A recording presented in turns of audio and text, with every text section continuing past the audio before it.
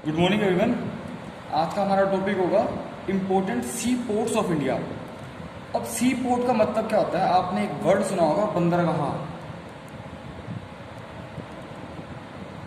बंदरगाह, या फिर आपने एक वर्ड सुना होगा सिंपली, आपको पोर्ट सुना होता है, या हार्बर आपने एक वर्ड सुना होगा इसके लिए। तो इसका मतलब क्या होता है? जो बंदरगाह वर्ड है ये फारसी का वर्ड है। बंदर, बंद दर, बंद मतलब क्लोज्ड एंड दर मतलब दरवाजा। तो ये फारसी के जो नाविक हुआ करते थे इसको बंदरगाह इसलिए बोला करते थे क्योंकि यहाँ पर उनकी शिप्स सेफ रहा करती थी। गाह का मतलब घर कितना होता है, बंदरगाह कि बंद दरवाजों वाला घर, कि जहाँ पे उनकी शिप्स बिल्कुल सेफ पड़ी रहेंगी। और करते करते ये हमारी हिंदी लैंग्वेज के अंदर भी स्टार्ट होगा और इंग्लिश में इसको पोर्ट बोलते हैं। अब यहाँ पर हमारा टॉपिक ये है कि हमने इंडिया के सारे मेजर पोर्ट्स को पढ़ना है क्योंकि इंडिया के पास बहुत ही लंबी कोस्ट लाइन है। आप यहाँ पे मैप में देख रहे होंगे, कोस्ट लाइन का मतलब होता है तट रेखा, कि तट के साथ कितना समुद्र, कितना हमारा भारत का इलाका लगता है। तो आप देख रहे होंगे गुजरात से स्टार्ट होता हुआ यहाँ से इतनी लंबी हमारी कोस्टल लाइन है, ये बांग्लादेश को छोड़ के और ये नॉर्थ ईस्टर्न इलाके को छोड़ के पश्चिम बंगाल तक, गुजरात से लेकर पश्चिम बंगाल तक, ये सारी हमारी कोस्ट लाइन है। और इंडियन ओशन के अंदर सबसे बड़ी कोस्ट लाइन भी हमारी है, तो इसलिए इंडियन ओशन का नाम इंडियन ओशन पड़ा हुआ है क्योंकि उसके अंदर सबसे जो बड़ी कोस्ट लाइन है वो इंडिया की है, इसलिए उसे हिंद महासागर बोला जाता है। अब यहाँ पर एक बात देखिए कि ये सब के सब पोर्ट्स ज़रूरी क्यों होते हैं। आपको मैं 4-5 लॉजिक समझा देता हूँ इससे पहले कि ये सब चीज़ें ज़रूरी क्यों होती हैं। जैसे आपको कहीं पे भी लैंड के ऊपर कोई भी सामान ले जाना हो तो आप हमेशा बस, कार, ट्रक, आमतौर पे ट्रक यूज़ होते हैं किसी भी सामान को इधर से उधर करने के लिए। लेकिन जब आपको पानी से कोई सामान लेके जाना हो तो उसके लिए सी पोर्ट बनते हैं। लेकिन आपको ये बात पता होनी चाहिए कि वर्ल्ड का जो ट्रेड होता है कि एक देश से दूसरे देश में जो सामान जाता है, ऐसा कोई भी देश नहीं आज की डेट में जो अपना सारा का सारा जो उसको चाहिए वो खुद बनाता हो। तो इसलिए हर देश को एक दूसरे देश से व्यापार करना पड़ता है और वो ज़्यादा से ज़्यादा व्यापार सारा सी रूट से ही होता है क्योंकि ये सबसे सस्ता मेथड है सी रूट से लाने के लिए। आप हवाई जहाज़ से नहीं ला सकते क्योंकि अगर बहुत दूर से अगर कोई चीज़ आ रही है तो उसको हवा के अंदर ही सी फ्यूलिंग कौन करेगा, उसके बाद वो उतरेगा कहाँ पे, जब उसको हवाई जहाज़ को वापस फ्यूल करना पड़ेगा। लेकिन जो शिप्स होती हैं एक बार का फ्यूल लेके इतनी दूर दूर के लंबे लंबे सफ़र तय कर लेती हैं। तो इसलिए ये मेथड सस्ता भी पड़ता है और ये मेथड इफ़ेक्टिव भी है क्योंकि इसके अंदर एक शिप के अंदर बहुत ही ज़्यादा सामान लेके जाया जा सकता है। आज की डेट में हमारा क्या क्या सामान आता है शिप से, ऑलमोस्ट आपने जो भी सामान सुना होगा, आपके घर तक जो भी चीज़ आ रही है वो सारी की सारी आज की डेट में वो शिप्स तक ही पहुंच रही है। अगर वो चीज़ बाहर से आ रही है तो चाहे आपकी गाड़ी के अंदर पेट्रोल में तेल हो, वो सारा हम ईरान, इराक, सऊदी अरब से टैंकर से मंगाते हैं, ऑयल टैंकर, वो भी शिप के रास्ते आते हैं। और जो आपके टीवी वगैरह होते हैं, टीवी डायरेक्टली तो नहीं शिप से आते हैं लेकिन उसके जो मटेरियल्स होते हैं, केमिकल्स होते हैं वो शिप से आते हैं। दवाइयाँ होती हैं जितनी सारी की सारी, उनके सारे मटेरियल शिप से आते हैं। तो इसलिए ये सब चीज़ें बहुत ज़्यादा इंपॉर्टेंट हो जाती हैं। आज की डेट में आप देखेंगे कि वर्ल्ड का जो 80% जो ट्रेड है बाय वेट वो सारा का सारा इन्हीं से आता है। और बाकी वैल्यू का ट्रेड अलग हो गया कि जैसे आप अगर इंडिया से कोई हम दूसरे देश में सॉफ्टवेयर बेच रहे हैं तो वो पोर्ट से नहीं जाएगा, वो लेकिन वो भी हमारा ट्रेड होता है। तो जो वेट का ट्रेड है 80% वो सारा का सारा हमारा इंटरनेशनल ट्रेड का यहाँ सी रूट से ही होता है और बाकी कुछ लैंड रूट से होता है जो देश आसपास हमारे पड़ते हैं। अब यहाँ पे हम स्टार्ट करते हैं। हमारे इंडिया के अंदर 12 पोर्ट हैं जो इम्पोर्टेंट हैं, बाकी हमारे माइनर पोर्ट्स बहुत सारे हैं इनलैंड के लिए जो हम अंदर से अंदर ले जाते हैं, लेकिन इंटरनेशनल कार्गो को ले जाने के लिए हमारे पास 12 बड़े बड़े पोर्ट्स हैं। और इन पोर्ट की लोकेशन जो होती है वो बहुत ही समझ और सोच के बनाई जाती है ताकि हम इससे अपने ट्रेड को मैक्सिमाइज़ कर पाएँ, जगह जगह से हमारे पास जाने के लिए ईजी मेथड बन जाए। अब यहाँ देखो, हम आपको पहला पोर्ट करवाने जा रहा हूँ मैं, कांडला। जहाँ पर आप देखो ट्रॉपिक ऑफ कैंसर गुजरात के अंदर, जो ये गुजरात का आप ये देख रहे हैं थोड़ा सा मुंह खुला हुआ, इधर एक कांडला पोर्ट है। तो मैं आपको साथ साथ लिख भी देता हूँ, कांडला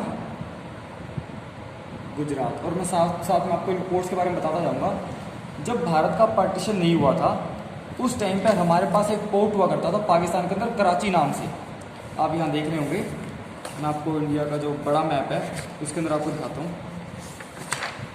ये देखिए, जैसे ये हमारा इंडिया है और ये कराची है, जहाँ पे एक वाइट कलर का जो बॉक्स बन रहा है ये कराची था। तो कांडला से काफ़ी पास था। लेकिन जब भारत और पाकिस्तान अलग हो गए थे तो उस टाइम पे हमें अपना खुद का पोर्ट बनाना था जो कराची के जो सामान हमारा कराची में आया करता था उसको इंडिया के अंदर लाया जा सके। तो वहाँ पे हमारे लिए सबसे बढ़िया पोर्ट बनता था कांडला। और कांडला की सबसे अच्छी बात ये थी कि यहाँ बारिश वगैरह नहीं आती है और बिल्कुल डेजर्ट इलाका है, तो यहाँ पे हमारे पास जो शिप वगैरह आती थी वो एक सिंपल से अच्छे से मौसम के अंदर आके रुक जाया करती थी। और दूसरी बात ये थी कि ये एक टाइडल पोर्ट है, आपके लिए मैं वर्ड यूज़ कर रहा हूँ टाइडल पोर्ट। टाइडल पोर्ट का मतलब होता है कि 15 दिन तो ये ऊपर उठती है, यहाँ पे हाई टाइड्स लो टाइड्स होती हैं, आप पढ़ेंगे 7th क्लास जियोग्राफी में पढ़ के भी आए हैं आप ये। तो ये टाइड्स के हिसाब से चलता है, लेकिन चलता है 12 के 12 महीने है। अब आगे आ जाओ, कांडला कहाँ पे होगा? गुजरात के अंदर। और यहाँ पर एक सूरत पोर्ट भी होगा। सूरत का जो पोर्ट है, जितना भी हमारा कॉटन है वो सारा का सारा हमारा कांडला से ही जाएगा। कांडला या मेन दूसरा मुंबई से, क्योंकि महाराष्ट्र में जो कॉटन बनेगी वो यहाँ से जाएगी। जितना हमारा हीरे का व्यापार होगा वो सारा का सारा कांडला से ही होता है हमारा आमतौर पे। जितनी बड़ी बड़ी जो मेटल्स होंगी, जो ईस्ट एशिया से वेस्ट एशिया से जो मेटल आएंगी, या फिर हमारे पास तेल आएगा, जो क्रूड ऑयल होता है, वो यहाँ पे हमारे पास रिफाइनरीज होती हैं और यहाँ पर हमारी उनको रिफ़ाइन किया जाता है ताकि यहाँ से इजीली आगे गैस और ऑयल को यहाँ से सप्लाई किया जा सके। उसके बाद अगला हमारा पोर्ट है मुंबई पोर्ट। अब यहाँ पे आप दो चीज़ें ध्यान रखेंगे, एक मुंबई, एक नवी मुंबई, दोनों है महाराष्ट्र के अंदर ही। एक तो हमारा मुंबई का पोर्ट है, मुंबई सी पोर्ट, ये हमारा फ्रेट के लिए यूज़ होता है, काफ़ी बड़ा पोर्ट है ये। लेकिन उससे भी नीचे बड़ा पोर्ट है नवी मुंबई। ये हमने पार्टीशन के बाद, जब हमारा देश आज़ाद हुआ था उसके बाद ये बनाया गया था। और ये बहुत ही बड़ा पोर्ट है, क्योंकि मुंबई हमारा पोर्ट एक टाइप से डेवलप हो चुका था, इसके अंदर बनाने की जगह नहीं थी, लेकिन इसके ऊपर वेट अभी और भी आ रहा था, उसके जो फ्रेट आ रहा था वो भी और भी आ रहा था मुंबई के अंदर। उसके बाद हमने नीचे नवी मुंबई नाम से एक पोर्ट बनाया, JNPT, Jawaharlal Nehru port trust. तो अब याद रखेंगे मुंबई कहाँ पर है? मुंबई पोर्ट महाराष्ट्र के अंदर। और JNPT, Jawaharlal Nehru port trust, ये इंडिया का सबसे बड़ा पोर्ट है आज की डेट में। सबसे ज़्यादा सामान यहीं पर मिलेगा आपको, यहीं पर आता हुआ मिलेगा, चाहे तेल हो आपके पास, चाहे और कोई हैवी मशीनरी का सामान हो जो US वगैरह से आता है, वो सारा का सारा यहीं पर आता है हमारे पास। और आपको एक और बात बताना चाहता हूँ, हमारा एक है वेस्टर्न डेलीगेट फ्रेट कॉरिडोर, कि जहाँ पर हम नाजुक सामान को लाया जाता है, यहाँ से व्यापार करना, नाजुक सामान को लेके जाना और नाजुक सामान को लेकर आना, वो भी सारा का सारा नवी मुंबई से ही होता है। और नवी मुंबई की सबसे इम्पोर्टेंट बात है मुंबई, नवी मुंबई और JNPT की, JNPT तो नहीं, मुंबई तक की, कि यहाँ दोनों से अंग्रेज़ इंडियंस को हज के लिए भेजा करते थे। हज आपको पता होगा, मुस्लिम की एक यात्रा होती है, हज के लिए ये दो पोर्ट यूज़ किए जाते थे। अब आ गया जो मर्मागांव। जो मर्मागांव का पोर्ट है वो गोवा के अंदर है, आपको नाम से लग रहा होगा, मर्मुगांव, ये गोवा के अंदर है। यहाँ पर हम मेटल्स वगैरह बेचने के लिए इस पोर्ट को यूज़ करते हैं। मर्मागांव कहाँ पर है? गोवा के अंदर। उसके बाद हमारा है मैंगलुरु पोर्ट है। यहाँ से भी हमारा काफ़ी स्टील और जो ओर्स होते हैं और जो थोड़ा बहुत तेल हो गया और जो हैवी मशीनरी का सामान हो गया, वो यहाँ पर हमारे जो होता है मैंगलुरु पोर्ट। आपको कौन से स्टेट में मिलेगा? कर्नाटका में।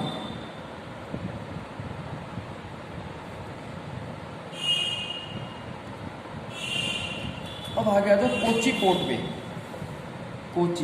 कोची एक बहुत ही इंपॉर्टेंट पोर्ट है। यहाँ पर आपको मैं इसके बारे में और चीज़ बताना चाहता हूँ, इन पोर्ट्स के बारे में। पोर्ट्स हमेशा दो टाइप के होते हैं, एक तो जहाँ पर हम ट्रेडिंग के लिए यूज़ करते हैं, ट्रेड के लिए, और दूसरा हम नेवल यूजेस के लिए यूज़ करते हैं।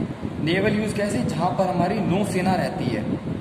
दो तरह के पोर्ट होते हैं, एक पोर्ट तो जहाँ से हम सामान लाते हैं और दूसरा सामान जहाँ पर हमारी नेवी की शिप्स रहती हैं, जैसे सबमरीन्स हो गए, एयरक्राफ्ट कैरियर्स हो गए, ये सारी चीज़ें इन पोर्ट्स पे रहती हैं।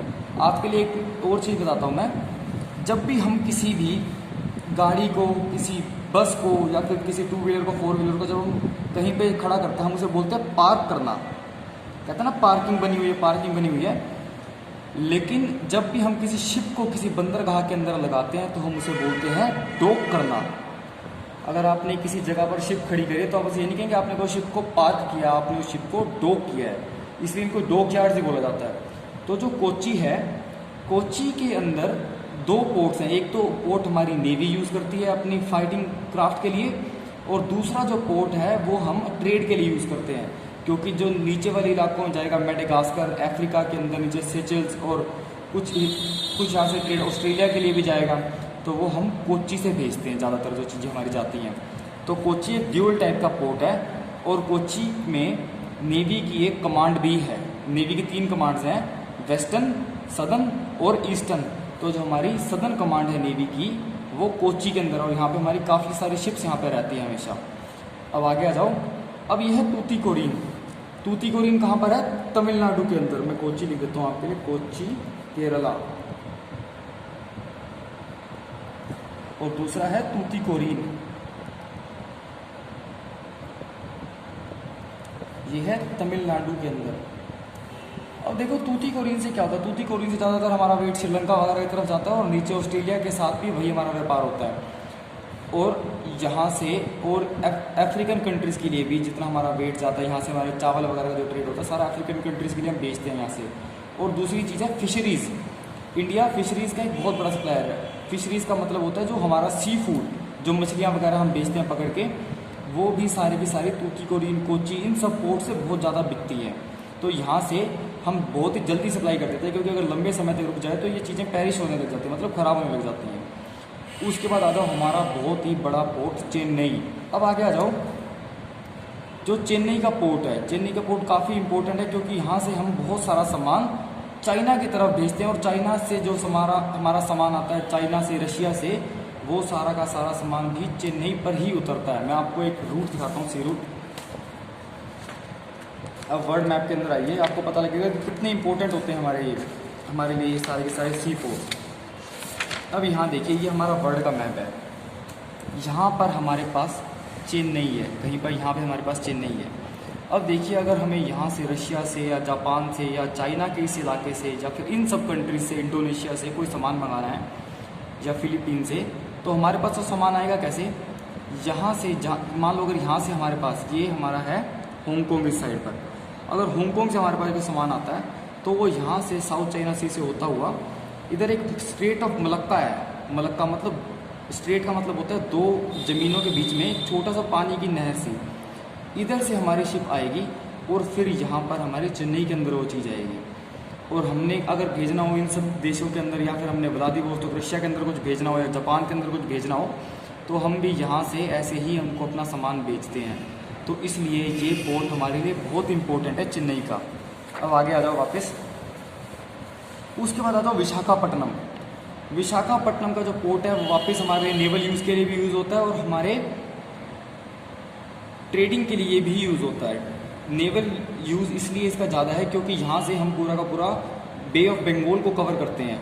और इसका ट्रेडिंग के लिए इसलिए यूज़ होता है कि जो सामान हमने इस साइड पर भेजना हो या इस साइड पर भेजना हो, वो डायरेक्ट हम यहीं से लाके चेन्नई ना ले जाके, क्योंकि अगर हमने हरियाणा के अंदर कोई सामान भेजना वो चेन्नई से आएगा तो बहुत दूर पड़ेगा, लेकिन अगर विशाखापट्टनम से आएगा तो काफ़ी नज़दीक पड़ेगा। तो उस फैक्टर को भी ध्यान में रखा जाता है पोर्ट बनाते हुए। अब आ जाओ पारादीप, उड़ीसा के अंदर। जो पारादीप का पोर्ट है, अगेन वही बात, इन सब पोर्ट्स का लोड घटाने के लिए हमने यहाँ पर पोर्ट बनाए हुए हैं, ताकि एक ही अगर पोर्ट पे सामान आएगा तो उस पोर्ट का बहुत ही ज़्यादा यूज़ बढ़ जाएगा। आप यहाँ पर एक चीज़ नोटिस कर रहे होंगे कि जहाँ पर बड़ी बड़ी शिप्स बनी हुई हैं वहाँ पे छोटी छोटी भी शिप्स बनी हुई हैं, जैसे मछलीपट्टनम के अंदर। ये हमारे माइनर पोर्ट्स हैं जो इन बड़े बड़े पोर्ट्स का लोड घटाते हैं। अब विशाखापट्टनम, उसके बाद हमारा पारादीप है उड़ीसा के अंदर, यहाँ से भी हमारा सेम वही काम रहता है। उसके बाद आ जाओ हमारा इंडिया का एंडिंग पोर्ट है यहाँ पर, यह है कोलकाता। कोलकाता का पोर्ट भी हमारे लिए ड्यूअल यूज़ है, क्योंकि हम यहाँ से अपनी नेवी और कोस्ट गार्ड से सब कंट्रोल करते हैं। और यहाँ पर हमारा जो इस इलाके का जो नॉर्थ ईस्टर्न स्टेट से हमने जो ट्रेड करना होता है वो यहीं से हमारा जाता है। श्रीलंका के लिए हो गया, या फिर और अफ्रीकन कंट्रीज़ के लिए होगा, या फिर यहाँ से चाइना के लिए, ये जो रूट निकल रहा है इधर से चाइना के लिए निकलते हैं। तो इन सब के लिए ये रूट इम्पोर्टेंट हो जाते हैं। तो हमारे ये जो पोर्ट्स हैं ये काफ़ी इंपॉर्टेंट पोर्ट्स हैं और यही आपके सिलेबस के अंदर है। तो आप इनको अच्छे से याद कीजिए। मैं आपके लिए कुछ और चीज़ें बता देता हूँ इसमें, कि हर किसी कंट्री को अपने पोर्ट्स को बहुत ही ज़्यादा डेवलप करना पड़ता है ताकि वो अच्छे से अपना ट्रेड कर पाएँ। और इसीलिए जितना ज़्यादा ट्रेड करेंगी कोई कंट्री उतना ही ज़्यादा अमीर होती रहेगी। तो इसलिए ये ट्रेड्स के लिए जो हमारे पोर्ट हैं इनका बहुत ही ज़्यादा इंपॉर्टेंस है। और हमारा वर्ल्ड ट्रेड के अंदर भी इनके लिए बहुत ज़्यादा इंपॉर्टेंस होता है, क्योंकि आजकल आप देख रहे होंगे कि वर्ल्ड की जो अलग अलग बड़ी बड़ी कंट्रीज़ हैं, ये आपकी नॉलेज के लिए बता रहा हूँ मैं, ये वो जगह जगह पे, जैसे अब ये चाइना है, आप यहाँ पर देखो ये चाइना है, तो चाइना पाकिस्तान के अंदर भी पोर्ट बना रहा है, ईरान के अंदर भी पोर्ट बना रहा है। ईरान के अंदर यहाँ पे बंदर इज्जत का नाम का पोर्ट बनेगा हॉर्मुज़दान के अंदर। और यहाँ पर एक और पोर्ट बना रहा है चाबहार से, जिसने इंडिया भी बना रहा है। यहाँ पे इंडिया का एक पोर्ट है यहाँ पे चाबहार, वो इसीलिए बन रहा है ताकि हम यहाँ से पूरे के पूरे ट्रेड को कंट्रोल कर पाएँ। अगर हमने कोई सामान को यहाँ भेजना है और उसके बाद सारा का सारा हम इस इलाके में जो समुद्र से कनेक्टेड नहीं है उन सभी को भी अपने ट्रेड के साथ कनेक्ट कर लें। तो जो पोर्ट होते हैं सिर्फ समुद्री काम के लिए नहीं यूज़ होते, हम पोर्ट से आके ज़मीनों के ऊपर भी या फिर लैंड यूज़ के लिए भी हम उसे यूज़ करते हैं। तो इसलिए ये पोर्ट्स हमारे लिए इतने इंपॉर्टेंट हो जाते हैं। आई होप आपको ये लेक्चर समझ आया होगा, और अगर आपको इसके अंदर किसी भी तरह का डाउट आता है तो आप मुझसे पूछ सकते हैं। Thank you.